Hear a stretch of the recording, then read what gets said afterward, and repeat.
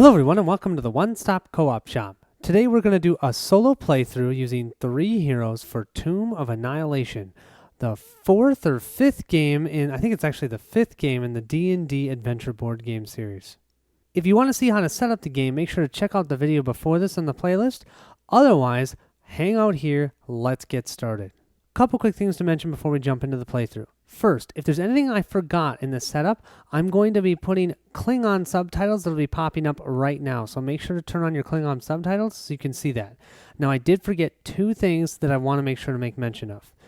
One is these healing surges. We should have 2 healing surges in our supply for if ever a hero goes down, we can use a healing surge at the beginning of their turn to bring them back, okay? And you start with 2.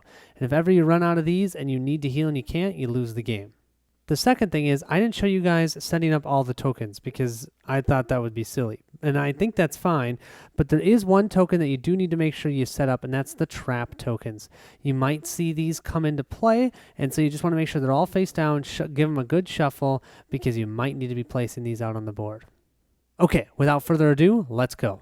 The game comes with a really nice sequence of play card, and it is very helpful to use this, so we'll walk through this for the first phase of each of our heroes, and then after that we won't need to look at this. This is the total sequence of play: hero phase, exploration phase, villain phase. So in the hero phase, if you have 0 hit points, use a healing surge token if one is available. Okay. Then what we can do is move and perform one of the following actions. Now here's the thing. We can move before or after we do any of these actions. And you see how move is within these actions? Technically, you can move twice. Now, it doesn't state that specifically in the rules for this game, but you've been able to do that with the other one, so I'm assuming it's the same thing. But so we can do a move and attack, or a move and a disable, or a move and an other. Other cards may give you additional uses for your actions. Great. Then we'll move on to the next step. So we'll start with moving and then doing another action, potentially. Our first hero to go is going to be our dragon bait, our Paladin, okay? His speed is 5. That means he can move 5 spaces on the board. Now, those spaces are different than tiles. I think that's the hardest part about this game, honestly, is determining tiles versus spaces. So he can move 5 spaces. If we look at the board here, you can see this is an area, this is an area, this is an area. So he can move up to 5 of those areas. But this whole section right here is considered a tile. And that is usually how the monsters move. Okay? So he can move, but it's silly for him to move. He's already at the edge of one of these tiles. He can't go any farther. I mean, he could come over here maybe and explore this one, but I think we're going to have him explore this way. Now, just so you know, there's a couple things to note about this tile itself. Black areas, you cannot move through black areas, but you can move diagonally. And even if there is a black area here like this, I can actually still move to this area as one movement. But let's say this spot was black, I couldn't move between the 2 black for one movement. I'd have to go around, okay? This icon here just means that these are ambush areas. You don't want to be around those if you can, because certain encounter cards can create enemies that'll appear here. So we have to watch out for those, but they don't do anything else. Lastly, you see these arrows. That's going to help us for when we place new tiles. You'll always place the arrow pointing to where you are exploring. So we'll be exploring here. We'll make sure our arrow is facing this way. Okay, that should be it. So we've done our movement. We could do an action, but there really isn't anything that we can do. So I think we're just going to end our hero phase here.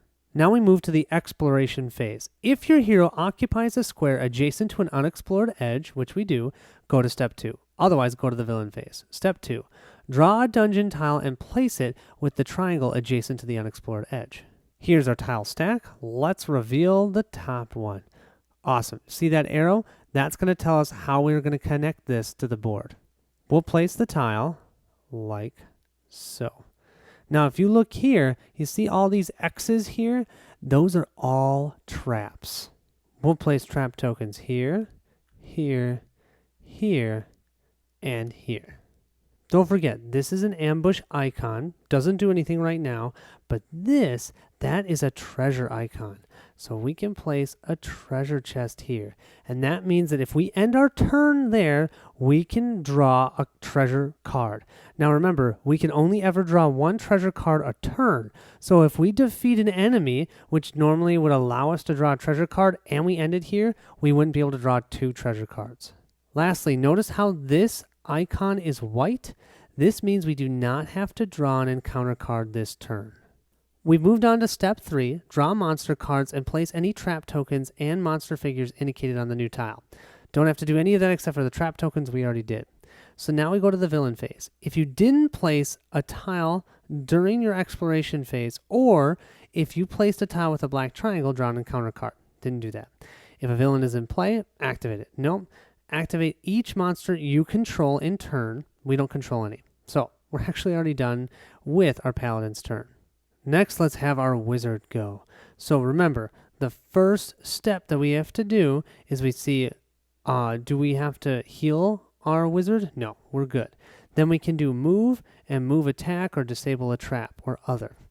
So I think the first thing we're going to do is move and use our 6 speed as movement. Now technically, when moving, you may spend 2 move points to move 1 tile as though you were moving a monster. You may move and do this as often as you like.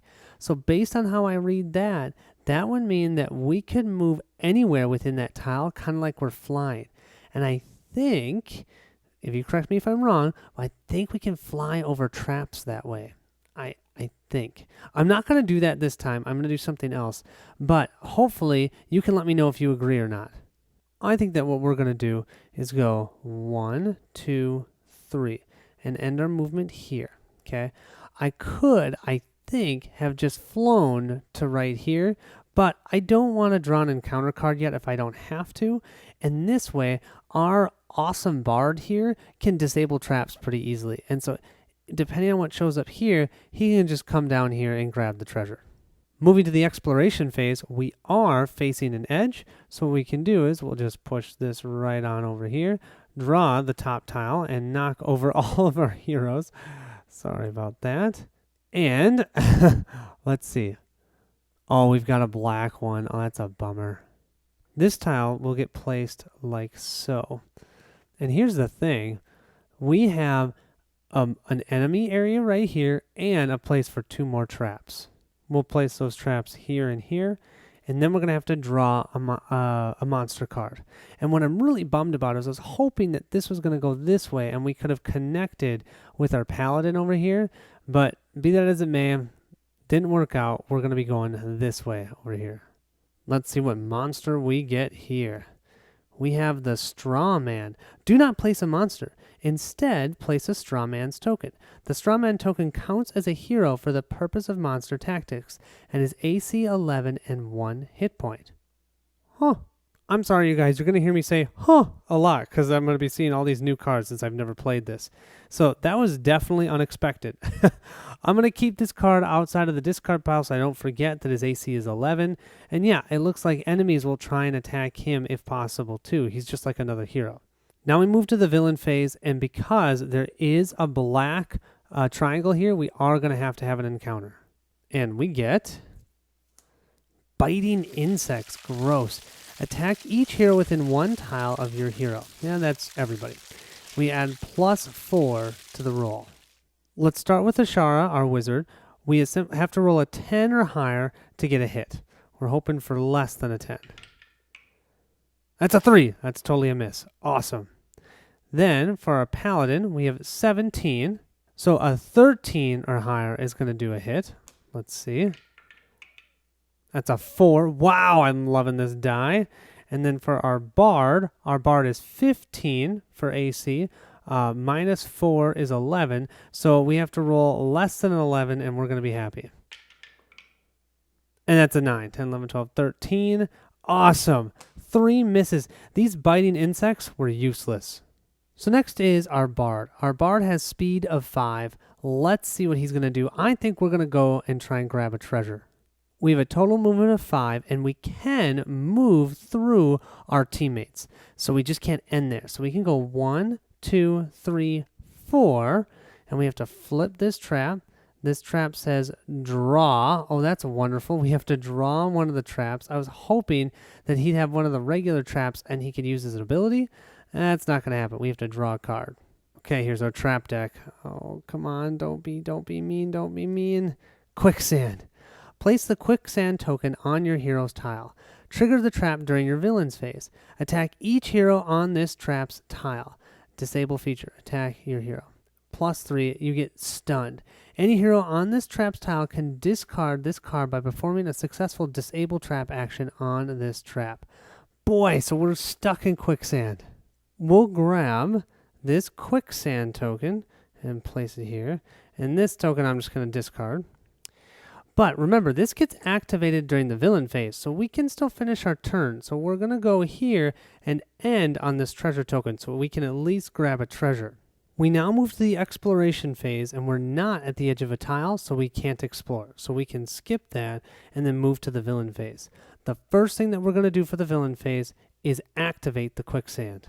The quicksand here has a +3 for its modifier. Our AC is 15, so a 12 or higher, and we're going to be stunned for next turn. Come on. That's a 2. Wow, this die has been amazing so far.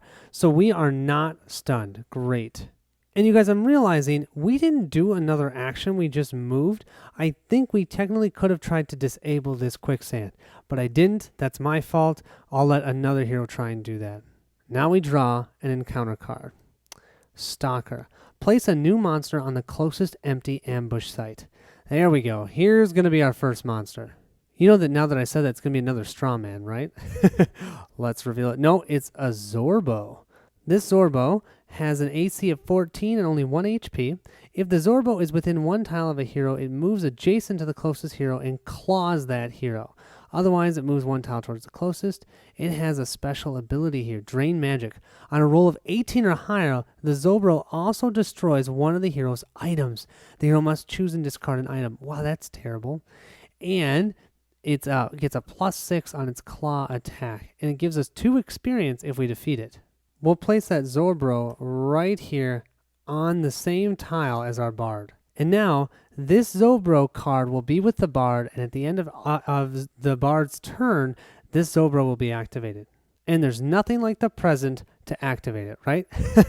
Because at the end of the villain phase, you have to activate him. So he is within one tile of a hero, so he's simply going to attack our hero.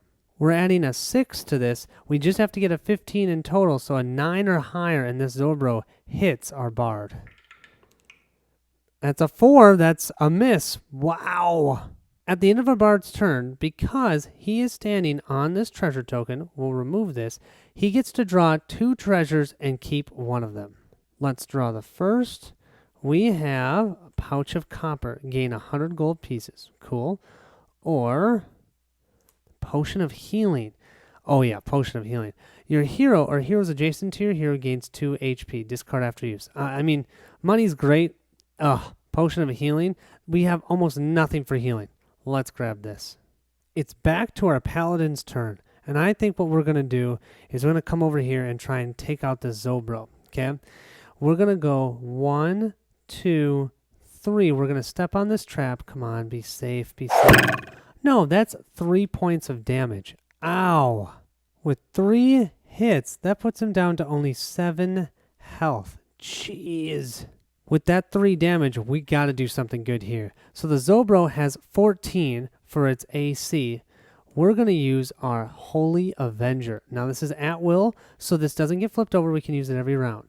Attack 1 adjacent monster. This attack deals +1 damage against undead, demons, or devils. So that's not going to work.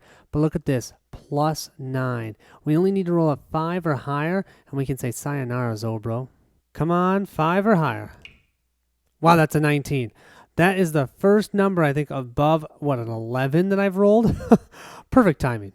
That means this card can now go into our experience pile, and if we get up to 5 experience, we can cancel an encounter card if we want by giving up 5 experience. It used to be that you could give up experience from this to also level up. You can't do that here. You can only level up outside of the adventure. We can remove the Zorbo. But because we're not at the edge of a tile, we have to draw another encounter card. Before any of that, though, we've got to do our quicksand. So our AC is 17, so we have to roll a 14 or higher to get stunned. If we roll less than a 14, we're good. That's exactly a 14. So that means our Paladin is going to be stunned next turn. Darn!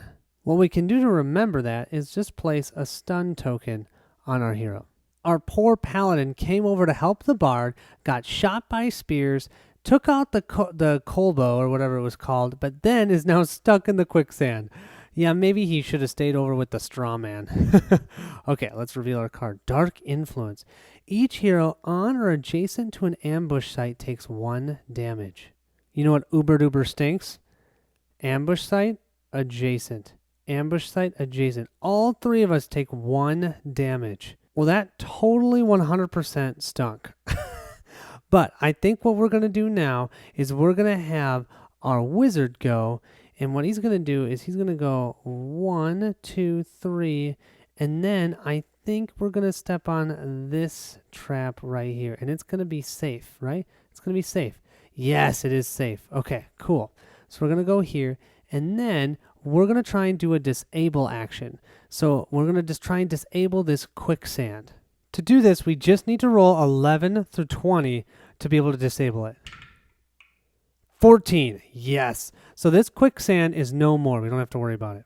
We'll snag this off the board if I can grab it and not knock my heroes off the board. Man, I'm having a hard time with that today. Let's see what our next adventure tile is. Oh, seriously? It's black. So we're going to summon a creature and we're going to have an encounter. And it's a typical jungle. Look at this. We've got black all over here, so it's all kind of windy and gross. Ugh. What monster are we going to see now? We have a Sioux monster. Tactics. If the Sioux monster is on the same tile as a hero, it's not going to be. If the Sioux monster is within 1 tile of a hero, select the tile within 1 tile of the Sioux monster that has the most heroes on it. The Sioux monster attacks each hero on that tile with its Psychic Crush. Otherwise, the Sioux monster moves 1 tile towards the closest hero.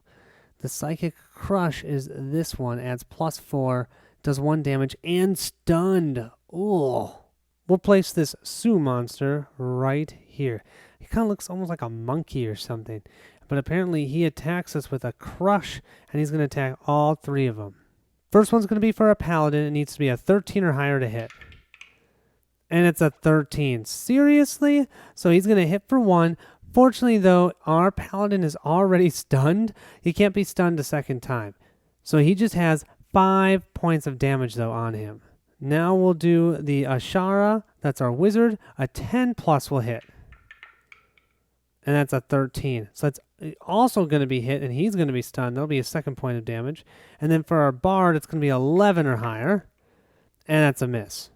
We'll place this stunned token right by our wizard here. We've got 2 heroes that are totally stunned. That stinks.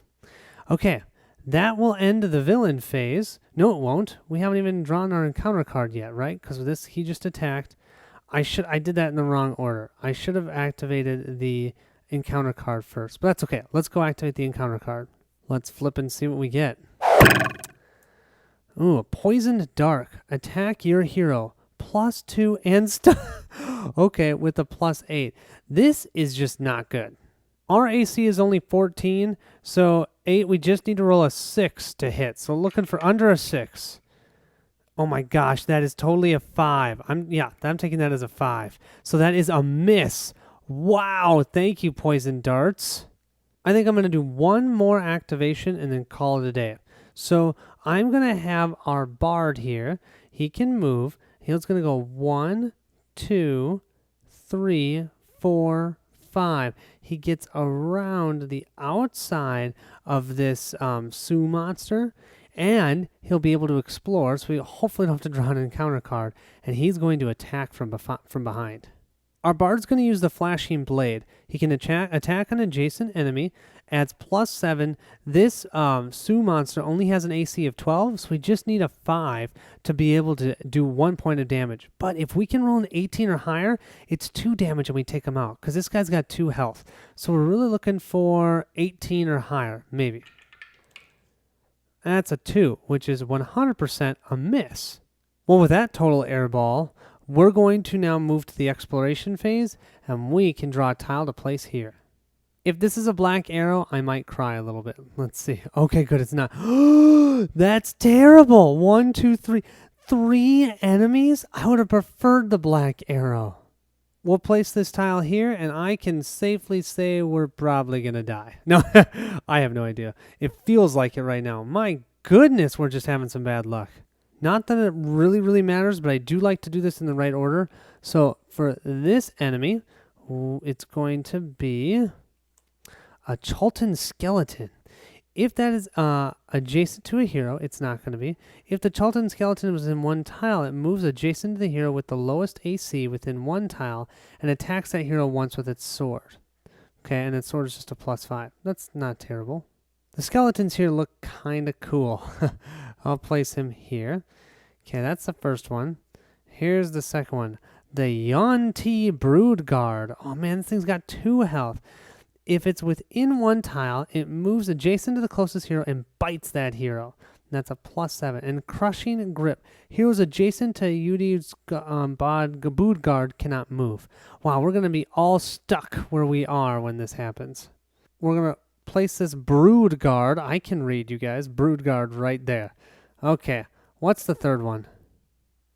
Let's see if I can flip this card. It's another 2 healther. The Vegempty Warrior. If the Vegempty Warrior is within one tile of a hero, it moves adjacent to the closest hero and attacks that hero with a spear.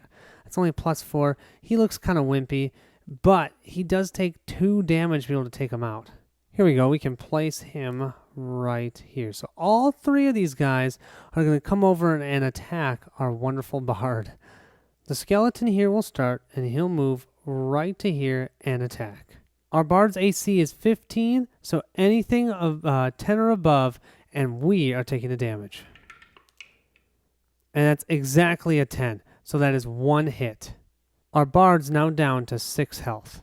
The Brood Guard's going to do the same thing. He's going to come all the way over here, though, and attack from this side. He's at a +7, so an 8 or higher is going to hit him. And that's a 14, so that's another point of damage. Ouch. And don't forget, with this special ability, that our bard is not going to be able to move until this enemy is defeated. And last but certainly not least, this warrior, the Vajamni warrior, is going to come right here and attack. At least he's only a +4, so he needs an 11 to hit. That's an 8. Finally, a miss. So our bard only took 2 additional damage, but that puts him down to, what, 5? Yeah, 5. Well, what a way to start. We've got all 3 of our heroes are immobilized. We've got 4 enemies completely surrounding our bard here, who only has 5 out of 8 health left. Our paladin here, who's supposed to be our tank, is way back here, and he only has 5 health. Oh my gosh. So as you can see, just like most of these games, whenever I play them, I always have a hard time with this one. I don't know why, but these adventure games, I always have a hard time winning. Well, with this, you guys, I think I'm going to call it a night. This looks terrible. I don't want to deal with this at 1 o'clock in the morning. I think I'm going to finish this up tomorrow or do another section of it tomorrow. But I do want to do a quick call out. What got me into these games is Paul Darcy. Check out his channel. He has awesome playthroughs. He does playthroughs of these D&D adventure board games, and it's so much fun. But he usually has the same problems I do, which is getting it totally filled with enemies. Don't know how to take care of them all. They're all over. But we both have lots of fun. I would really recommend checking his out. But yeah, feel free to put in the comments what you guys think I should do next. But there isn't really much I can do, not when they're both stunned. But yeah, let me know. And thanks so much for watching. I'll see you in the next episode.